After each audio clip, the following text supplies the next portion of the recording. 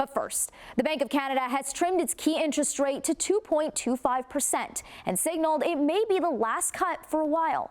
The move was largely anticipated by economists as Canada continues to battle its way through a trade war. Bank of Canada Governor Tiff Macklem says the policy rate is now at about the right level to keep inflation down and support the economy through turbulence. Tessa Bennett joins us live with the morning announcement. Tessa?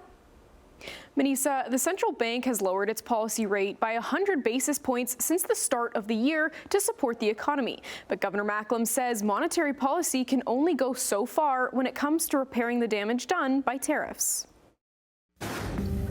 The weakness we're seeing in the Canadian economy is more than a cyclical downturn. It's also a structural adjustment. In its second consecutive cut, the Bank of Canada lowered its benchmark interest rate by a quarter point to 2.25%. Bank of Canada Governor Tiff Macklem told reporters this rate is at about the right level, keeping inflation close to the central bank's target while also supporting the economy. And if things evolve broadly in line with this outlook, we think the monetary policy or the current policy rate is about right to support the economy and maintain low inflation. Canada's economy continues to falter under the weight of the trade war with the U.S., and the bank describes current conditions as a structural transition in Canada, noting while monetary policy can support the economy through the trade disruptions, it can't fix all of the damage. I mean, monetary policy can't target specific sectors. It can't target the hard-hit sectors, aluminum, steel, autos.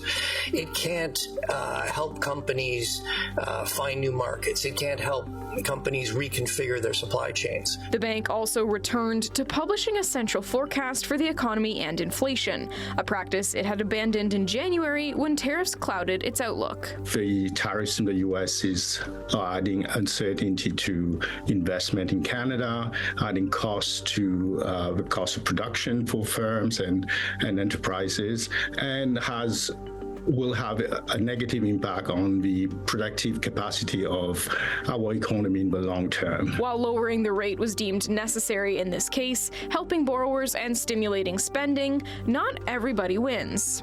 In terms of who loses, obviously savers with fixed income who are now going to receive lower interest rate, and that also creates some incentive to take on more risk.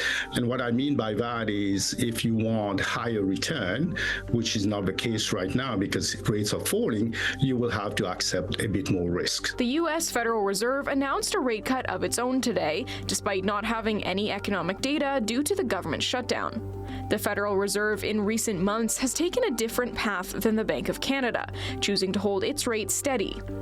Despite governing different economies, the two central banks have the capacity to influence one another, and the impacts of tariffs are being felt south of the border, too.